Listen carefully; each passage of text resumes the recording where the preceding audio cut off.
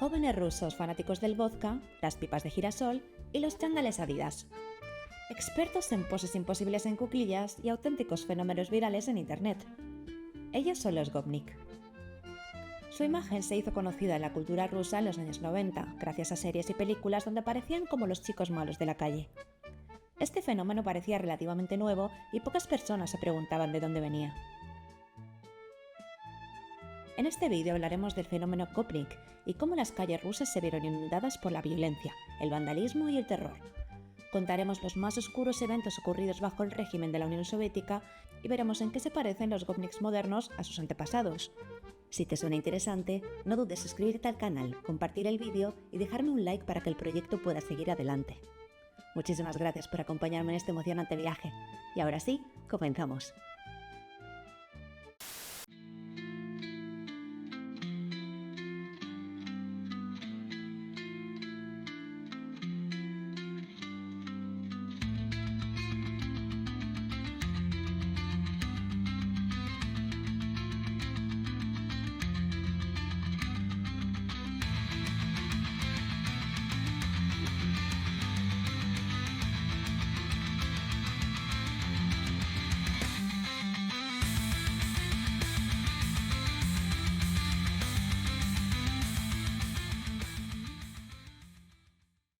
Aunque pueda parecer un fenómeno reciente, el origen de los Gopnik se remonta al siglo XIX, concretamente en la ciudad de San Petersburgo, capital de Rusia desde 1712 hasta 1918. A lo largo de un siglo se le cambió el nombre a esta ciudad hasta 3 veces. Su nombre histórico era San Petersburgo, luego cambió a Petrogrado, luego a Leningrado y finalmente volvió a ser San Petersburgo.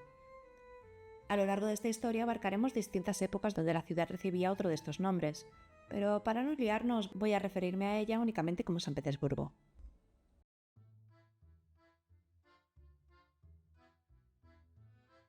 Para comprender el origen de los Gopnik es importante dar un poco de contexto. Durante 300 años, Rusia estuvo gobernada por un régimen zarista que hoy en día se podría considerar cruel y despiadado.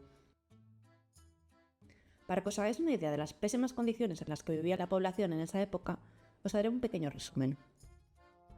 Desde el siglo XIV, Rusia sufrió invasiones tártaras y mongolas, obligando a los campesinos a migrar constantemente.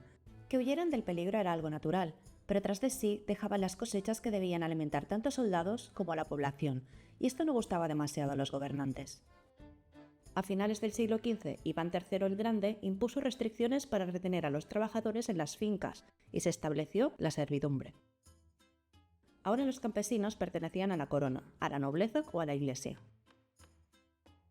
Si sufrían abusos por parte de sus terratenientes, solo se les permitía cambiar de amo tras saldar unas deudas que difícilmente podían saldar. Durante el reinado de Iván IV el Terrible, se prohibió totalmente el movimiento libre de campesinos, quienes quedaron atados definitivamente a la tierra y fueron obligados a ceder parte de su cosecha. Los terratenientes podían vender las tierras con los siervos incluidos, como si fuera un pack. El hijo de Iván el Terrible, Fiódor Ivanovich, el segundo, ya que el primero lo mató él en un ataque de ira, estableció un decreto cuyo fin era la persecución de los campesinos que habían huido durante 5 años. Si tras estos 5 años no se le encontraba, se le consideraba libre. La persecución luego se extendió a 15 años en 1607. Con el ascenso de los Romanov en 1613, la servidumbre se agravó. Catalina II la Grande repartió siervos entre sus aliados y extendió la servidumbre a regiones antes libres, como Ucrania. Se les prohibió quejarse al zar y podían ser vendidos como ganado.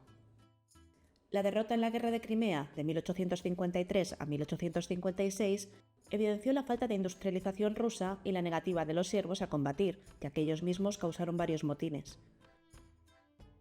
Finalmente, en 1861, el zar Alejandro II decretó la emancipación de la servidumbre, permitiéndoles libertad de movimiento y propiedad de tierras, aunque con pagos obligatorios a través de la comunidad campesina Mir. Realmente era esta asociación la dueña de las tierras, y los campesinos lo que hacían era algo así como alquilarla. Esta emancipación de la servidumbre tenía como finalidad el desarrollo de la clase campesina y con ello la mejora de la infraestructura en las zonas rurales. Sin embargo, la medida no sirvió de nada. Ni se modernizó el campo ni mejoró la vida campesina, impulsando el movimiento populista revolucionario. Nicolás II, el que sería el último zar del Imperio ruso, asumió el trono en 1896. Su coronación estuvo marcada por varias tragedias. Alejandra Fyodorovna, la que sería la esposa del zar Nicolás II, llegó a Rusia cuando el zar Alejandro III, su suegro, estaba ya moribundo. Llegó para recibir a regañadientes su bendición para casarse con su hijo. Ella era alemana y al zar no le gustaban nada. Cuando el pueblo ruso conoció a Alejandra, el zar acababa de morir. De hecho, fue en el mismo funeral, con lo que ya desde el principio se tomó como un mal augurio. Como que esta señora iba a traer desgracias. Y ni tan mal encaminados. En la misma coronación de Nicolás II se produjo una estampida que dejó 2000 muertos. A esta se le conoce como la tragedia de Yodinka. La historia de los últimos Románov es turbia y fascinante a partes iguales. No entraré en detalles en este vídeo, pero recomiendo ver algún documental al respecto, no tiene pérdida.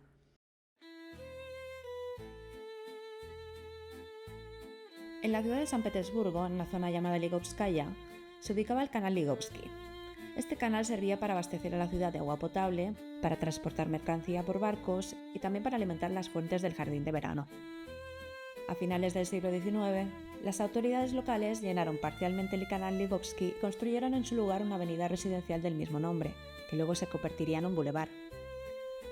En uno de estos edificios, en la casa número 10 de la avenida Ligovskaya, se inauguró el Gorodskoye Общество Призора, o Asociación Ciudadana de Niños Abandonados, abreviada GOP. El lugar se mantenía con fondos asignados por el gobierno, pero nunca había suficiente dinero y este lugar era esencialmente un refugio para gente pobre. Aquí fueron traídos delincuentes juveniles, huérfanos y jóvenes de familias disfuncionales. Mendigaban y cometían pequeños hurtos debido a las circunstancias, inspirando más lástima que temor. A comienzos del siglo XX, el desarrollo de la industria rusa era cada vez mayor, favoreciendo el crecimiento de las ciudades. Este proceso de industrialización fue violento para los campesinos, ya que fueron obligados a abandonar el campo y fueron trasladados a las ciudades para convertirse en mano de obra industrial. Si bien una parte de ellos se había enriquecido y había constituido una especie de clase media rural con el apoyo del régimen, el número de campesinos sin tierra había aumentado, creando así una auténtica clase obrera receptiva a ideas revolucionarias.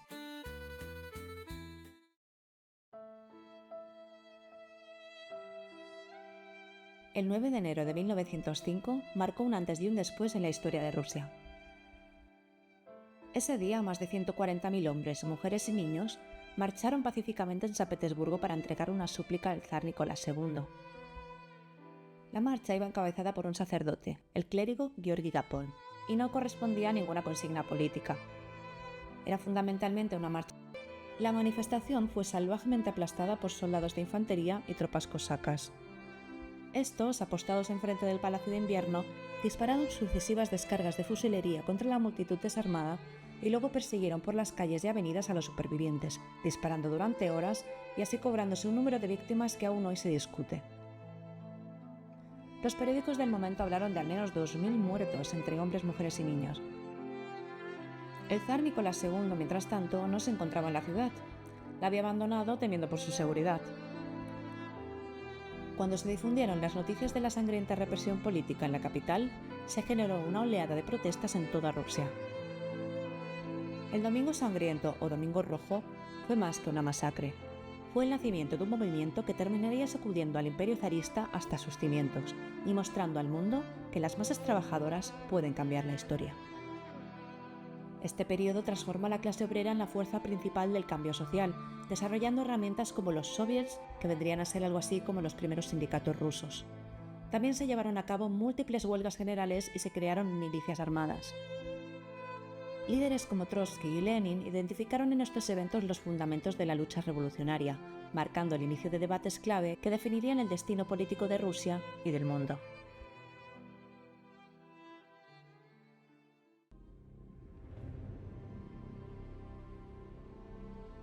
Nos trasladamos a 1917, 12 años después de la tragedia del Domingo Sangriento.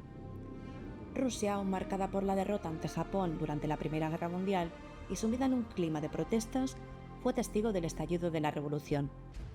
Los bolcheviques asaltaron el Palacio de Invierno. Nicolás abdicó, así como su hermano, el Gran Duque Miguel, poniendo fin a la dinastía Románov y al régimen de los zares, allanando el camino para la instauración de la República. A partir de ese momento se estableció un periodo de poder dual. Por un lado, el gobierno provisional ruso ostentaba el control del Estado.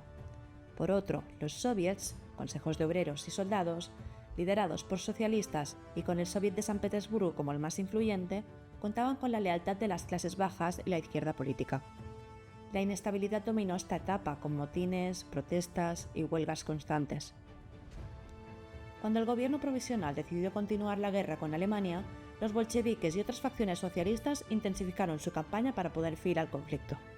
Para consolidar su influencia, organizaron milicias obreras bajo su mando, transformándolas en la Guardia Roja, el embrión del futuro Ejército Rojo. En la Revolución de Octubre, el partido bolchevique encabezado por Vladimir Lenin derrocó al gobierno provisional y estableció el gobierno de Sovnarkom. Los bolcheviques adjudicaron el liderazgo de los principales ministerios y tomaron el control del campo. Para consolidar su dominio y sofocar cualquier disidencia, crearon la Cheka, una organización de inteligencia política y militar destinada a eliminar la oposición. Aquí se inicia lo que será la URSS, la Unión de las Repúblicas Socialistas Soviéticas, el primer país con un Estado comunista de la historia.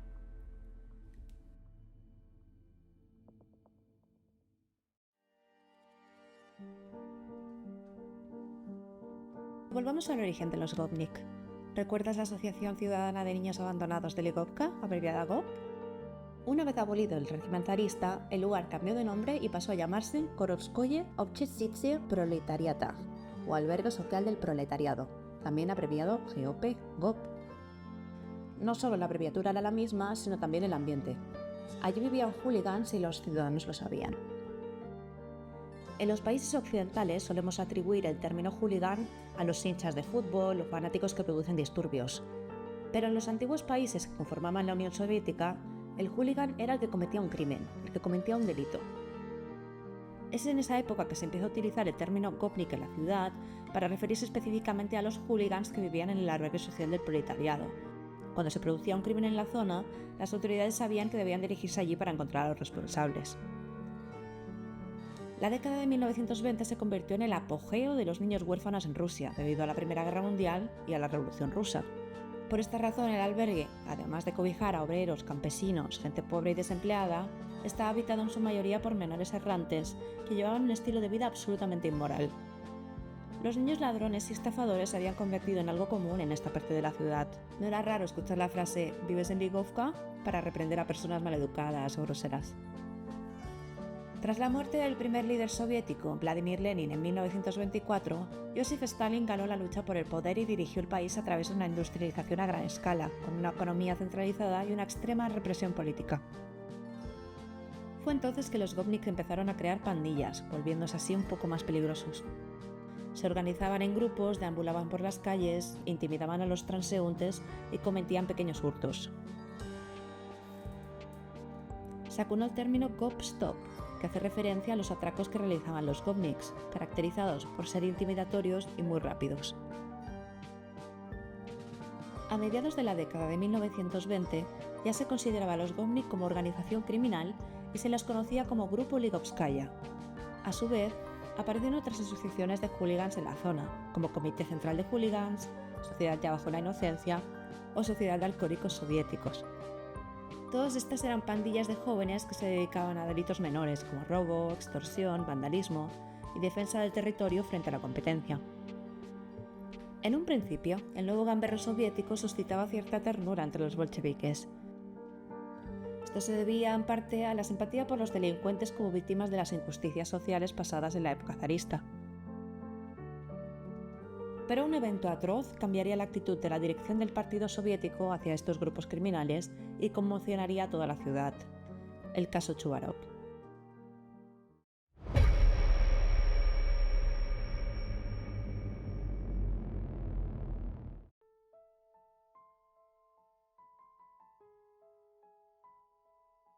Ligovka era donde vivían los hooligans del GOP, como ya hemos dicho antes, pero había otras bandas repartidas por la zona de Ligovka. Una de las más peligrosas eran los chubarovitas, llamados así por controlar la calle Chubarov, a pocos metros de la avenida Ligovskaya. Lyuba Belova era una chica de campo de 20 años que acababa de llegar a la ciudad para inscribirse en una escuela de trabajadores y así recibir una educación agrícola superior. Para mantenerse, trabajaba en la fábrica de botones ubicada en la zona de Ligovka.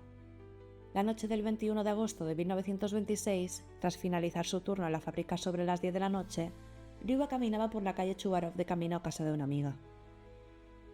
De repente, un joven completamente borracho apareció frente a ella entre las sombras. Se trataba de Pavel Kochergin, muy conocido en Ligovka por ser un alborotador y un borracho que no había trabajado en su vida. Atraído por la chica, se acercó a ella para conocerla. Mientras profería obscenidades, le sugirió que dieran un paseo. Lyuba se negó, lo que enfureció enormemente a Pavel. Fue entonces que aparecieron otros 6 jóvenes y rodearon a la chica. Estos eran amigos de Pavel, que habían visto todo desde la plaza Chubarov a pocos metros. Ellos eran Andrei Guli, apodado el Sapo debido a su cara hinchada por la borrachera constante, los hermanos Tivanchuk y Alexei Bobrovsky, igualmente famosos por su parasitismo, su pasado criminal o su adicción al alcohol. El grupo de jóvenes se abalanzó sobre la chica, la amordazaron y la arrastraron hacia el interior del jardín de Sangalli, en la misma calle Chubarov. La llevaron hasta el rincón más alejado del parque para asegurarse de que no les viera ningún transeúnte. Al principio, creyendo que el objetivo era robarle, Lyuba empezó a quitarse el abrigo para ofrecérselo a sus atacantes, pero estos le ordenaron que se tumbaran en el suelo. Cuando se negó, uno de ellos le dio un fuerte golpe en la oreja y ella cayó al suelo. Entre todos, empezaron a patear a la indefensa chica y ésta quedó inconsciente. A continuación, Pavel Kochergin le arrancó la ropa y empezó a violarla, ensañándose con ella. Una vez finalizó, los demás le siguieron uno a uno. Lyuba recobraba y perdía el conocimiento continuamente. Cuando recobraba el conocimiento, suplicaba que la dejaran ir. Ellos ignoraban las súplicas de esta y continuaron torturándola y abusando de ella de todas las formas posibles. Cuando ya llevaban 4 o 5 horas con la tortura, unos gopniks los vieron y llamaron su atención. Era una pandilla que supervisaba la cercana avenida Lekovskaya. Simplemente se habían retirado a descansar al territorio que no estaba bajo su control y a respirar aire en la plaza Chubarov. Kochergin y sus amigos fueron cordiales y respetuosos con los recién llegados gopniks. Actuaron como anfitriones hospitalarios y los invitaron a jugar también con la chica. Estos estuvieron de acuerdo, se rieron y empezaron a pagar 20 kopecks por la sesión. El grupo de Kochergin tenía la intención de recaudar dinero para seguir adquiriendo más alcohol, por lo que la desafortunada chica tuvo que soportar por lo menos otra hora más de abuso. Llegaron a moverla 4 veces del lugar para seguir abusando de ella. Cada vez que uno de ellos encendía una cerilla para prender un cigarro, ella se fijaba en su cara para poder identificarlos más tarde. En total, 26 hombres abusaron de Lyuba esa noche.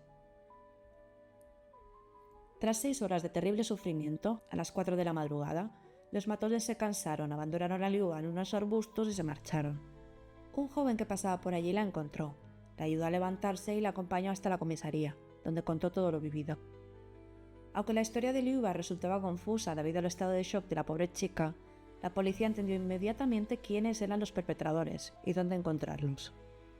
A las 11 de la mañana de ese mismo día, los acusados habían sido arrestados. Lyuba fue llevada de inmediato al hospital. El examen mostró que Belova era virgen antes del ataque. Testigos que conocían a la víctima dan fe de que tenía un carácter tranquilo y positivo.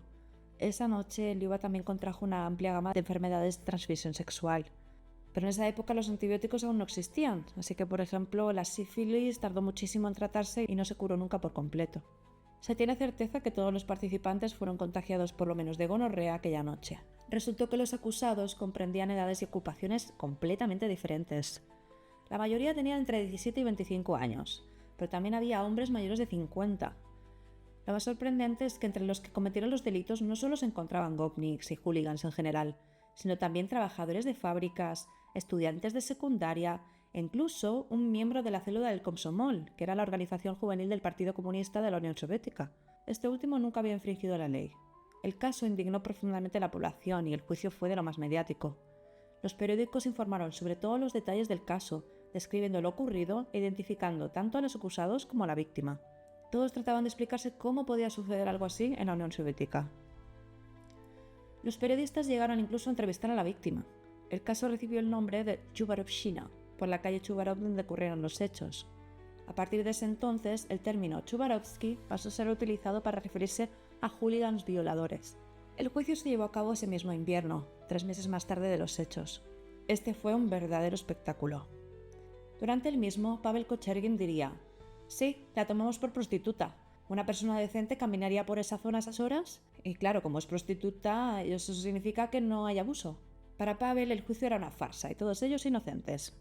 Tras las declaraciones tanto de la víctima como de los acusados y teniendo en cuenta toda la presión mediática, los jueces fueron lo más estrictos posibles con la sentencia. El 28 de diciembre de 1926, los 7 perpetradores de la violación pertenecientes al grupo Chubarov fueron condenados a muerte y fusilados. Una persona fue absuelta y los 18 restantes fueron enviados a cumplir sus condenas en el campo ubicado en las Islas Solovetsky, por penas que oscilaban entre varios meses y 10 años. En noviembre de 1927, un año más tarde, gracias a la amnistía declarada con motivo del 10º aniversario de la Revolución Socialista de octubre, algunos de los chubarovitas fueron liberados. Esto supuso que los ciudadanos se indignaran y volvieran a poner en duda a las autoridades soviéticas.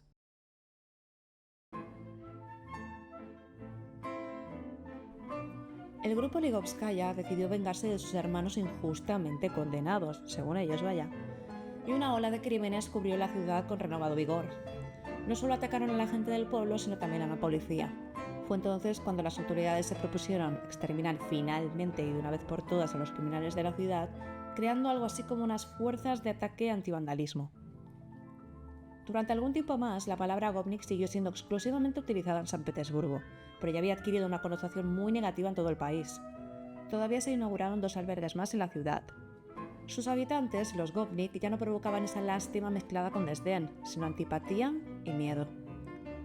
Hasta que los Gopnik se convirtieron en un fenómeno a gran escala, estos gobernaban los patios y los distritos de San Petersburgo. Al entrar accidentalmente en la calle equivocada, a menudo incluso durante el día, cualquier transeúnte corría el peligro de toparse con matones con boina dispuestos a pegarle una paliza solo por ser un desconocido. Las pandillas callejeras estaban en guerra y se golpeaban brutalmente entre sí. Algunas ciudades de provincia se convirtieron en verdaderos escenarios de operaciones militares, pero la policía no se metía demasiado en sus asuntos. Durante años se volvieron un verdadero dolor de cabeza para los ciudadanos y los agentes del orden. Operaban en toda la ciudad, pero el principal centro de la actividad delictiva seguía siendo Ligovka y especialmente la estación Moskovsky. Bandas enteras saqueaban los bolsillos de los transeúntes y cometían todo tipo de atrocidades. En algunos casos contaban con cómplices femeninas para cometer sus delitos. El plan era tan viejo como el tiempo. Chica guapa se encuentra con un chico, se insinúa y tras atraerlo a un lugar apartado, una banda de matones ya estaba esperando al pobre incauto. Se consideraba una gran suerte si uno lograba sobornarles y evitar el derramamiento de sangre.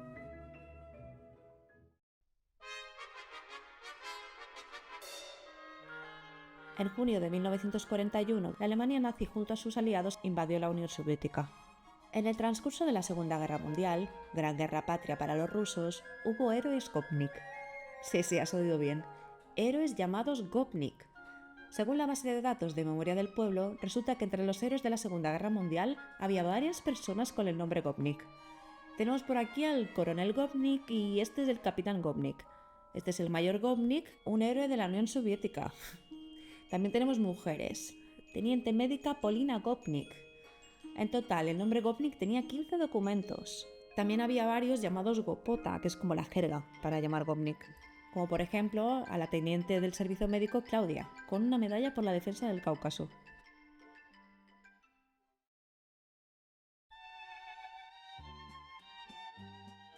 Después de la Segunda Guerra Mundial, la rápida urbanización e industrialización provocaron una afluencia sin precedentes de los antiguos campesinos hacia las ciudades. Privados de sus raíces, trajeron de las aldeas su mentalidad tradicional, asociada con la división del territorio, el comunalismo, la desconfianza hacia los extraños y las luchas entre aldeas. Tras la muerte de Stalin en 1953, las autoridades declararon una amplia amnistía, liberando a 1,2 millones de prisioneros de los campos. Esto dio a la subcultura emergente de las afueras urbanas un tono criminal. Nuevas subculturas o tribus fueron apareciendo en la Unión Soviética, como los hippies, metaleros o punks. Los representantes de estos distintos movimientos podían entrar en conflicto entre sí, pero todos estaban unidos en el desprecio y el odio hacia los Gopniks, que no se distinguían por la ideología, la música o la moda, sino por ser delincuentes y borrachos. Ya entrada la década de los 80, los Gopniks se toparon con un serio rival, los Lyubera. Los Lyubera o Lovers se originaron en Lyubersky, un suburbio de Moscú. Eran chicos de gimnasio, se dedicaban a llevar un estilo de vida sano y atlético, participando en actividades de culturismo, boxeo, entre otras. A diferencia de los Gopniks, a quienes nadie quiso imitar, los Lluvera de bíceps fuertes y una moral sencilla rápidamente ganaron popularidad entre los residentes de las afueras de la ciudad. Incursionaban en masa en lugares de moda de la capital y golpeaban a quienes los indignaban con su apariencia y comportamiento. Además de rendir culto al ejercicio físico, los Lluvera renegaban del alcohol y las drogas. Montaban gimnasios, ayudaban a otros jóvenes a salir de las adicciones y luchaban contra el creciente movimiento neonazi de los 80. A principios de los 90, tras el fracaso de las reformas de Mikhail Gorbachev como la perestroika y la glasnost, el país se hundió en una crisis económica y social sin precedentes. Las fábricas cerraron, los obreros fueron abandonados a su suerte y el tejido social comenzó a desintegrarse. Finalmente, en diciembre de 1991, la Unión Soviética, ese titán que había controlado la vida de millones de personas, dejó de existir. Para Rusia esto no fue solo el fin de un régimen, fue el comienzo de un vacío de poder que desató el caos en las calles y marcó el inicio de una era oscura. La costumbre de los Lluvera de inculcar sus conceptos de normalidad a base de puños involucró a los culturistas en enfrentamientos cada vez más severos, y a principios de los 90 muchos de ellos formaban la columna vertebral de conocidos grupos del crimen organizado.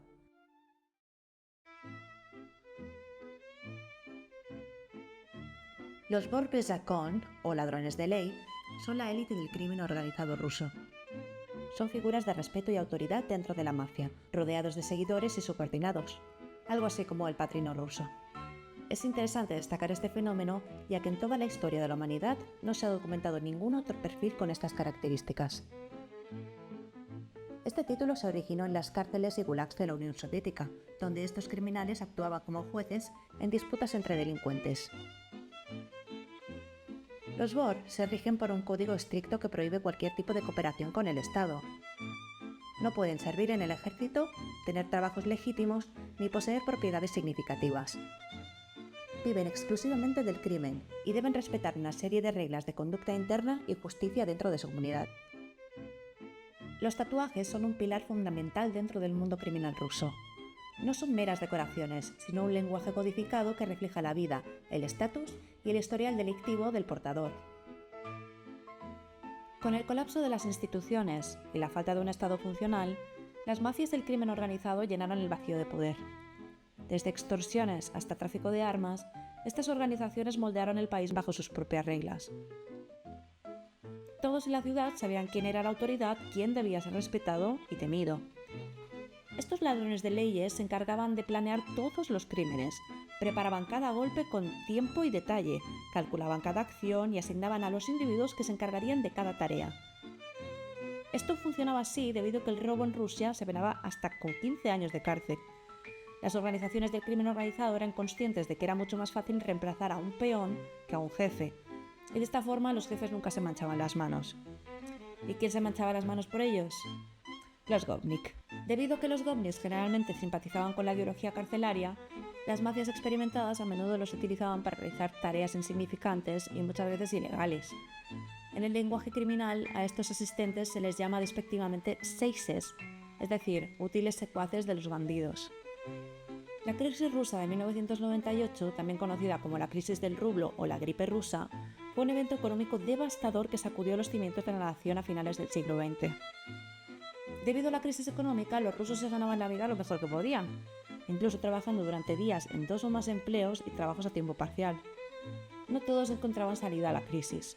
El desempleo y la pobreza llevaron a una gran parte de los jóvenes a la marginación, la embriaguez y el consumo de drogas. Como resultado, mientras los padres trabajaban sin descanso en interminables y agotadores turnos, los niños y adolescentes de la calle quedaban abandonados a su suerte y las calles se hacían cargo de su educación. Cada vez más jóvenes inquietos probaban suerte en el camino criminal.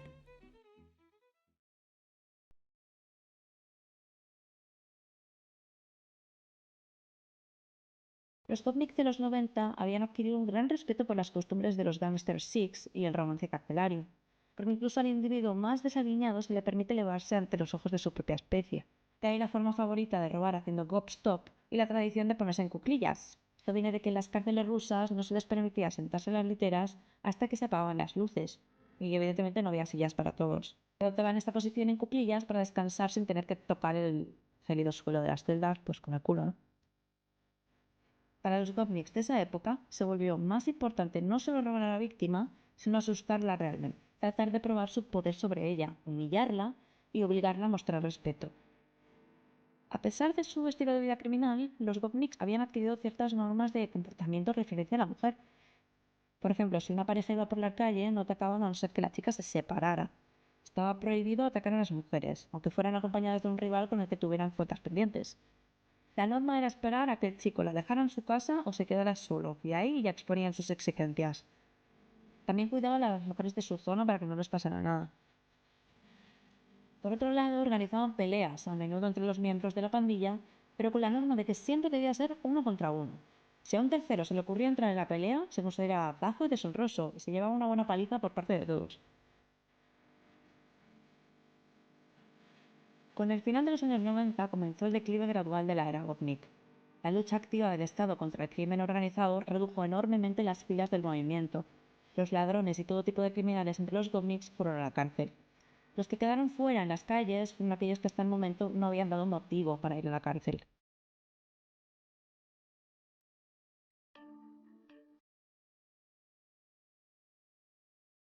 Los Gopniks de la nueva generación se inspiraban e imitaban cada vez más a los héroes del cine ruso, como a los bandidos de la serie de televisión Brigada, la película Boomer, etc. Los adolescentes con problemas todavía se amontonaban en grupos, merodeaban por patios y callejones, molestaban a los transeúntes y comenzaban peleas, pero recurrían a delitos graves con mucha menos frecuencia. Estos ya no eran los tipos peligrosos que se conocían en los 90. La ideología Gopnik no permitía sentir lástima por las personas que no podían defenderse en una pelea. A esas personas se las llamaba tontos, se les faltaba el respeto y se les intimidaba, buscando mostrar su superioridad. Los Gopniks todavía infringían la ley, pero en su mayor parte abandonaron los crímenes violentos. Se centraron en robos menores y en extorsiones a base de intimidación y amenazas. La expresión apretar el teléfono móvil significa literalmente que el Gopnik no le quita su posesión a la víctima, sino que intenta de diversas maneras, incluido el uso de violencia y amenazas, persuadir a la víctima para que sea ella la que se deshaga de la propiedad por voluntad propia. En este sentido, los Gopniks habían aprendido mucho de los mafiosos de los 90, quienes de manera similar aterrorizaban a las empresas, amenazándolas e imponían tributos. A partir del año 2000, la moda y el estilo de vida Gopnik se convierten en el objeto de burla favorito de los demás, apareciendo miles de memes que se hicieron rápidamente virales, mostrando a Gopniks con la pose en cuclillas, las pipas de girasol, el vodka, los chándales, ya sabes. Aún así, los propios Gopniks, tal vez la única subcultura que queda de aquellos días, está absolutamente desprovista de autoironía. En los últimos años, los políticos se han apropiado de la palabra ofensiva Gopnik y la usan para atacar a sus oponentes de la multitud campesina. Se dirige a figuras ucranianas, al entorno de Putin, a activistas de Maidan o a patriotas rusos. En 2020, debido a la pandemia, el Festival de Eurovisión fue cancelado. En él estaba previsto que apareciera el grupo Little Big, representando a Rusia con su canción One. Hubiera sido interesante verlos, ya que se supone que ellos son la versión actual de los Gopnik. Otros dicen que esta tribu ya se ha extinguido, que no existe. Otros dicen que todavía ven algún Gopnik de la vieja escuela enfrente de su casa, bebiendo vodka y filosofando. La historia de los Gopnik nos lleva a reflexionar sobre cómo las condiciones sociales y económicas pueden dar lugar a subculturas complejas que oscilan entre lo trágico y lo icónico. Desde los orígenes marginales de los Gop hasta los memes en internet, esta subcultura ha evolucionado, dejando una huella indeleble en la cultura popular. Pero no olvidemos que detrás de los estereotipos y las bromas hay una realidad histórica que merece ser recordada y entendida. Cada subcultura es un reflejo de su tiempo, una expresión de resistencia, identidad o simplemente de supervivencia. Y hasta aquí el vídeo de hoy. Muchísimas gracias por verlo. Espero que hayas disfrutado viéndolo tanto como yo haciéndolo. Me encantaría saber tu opinión y un poco de feedback, ya que es el primer vídeo que hago en mi vida y le he puesto mucho cariño. Si tienes alguna sugerencia para próximos vídeos, no dudes en dejarme un comentario aquí debajo. Te estaré leyendo. Que tengas una feliz semana y hasta el próximo miércoles.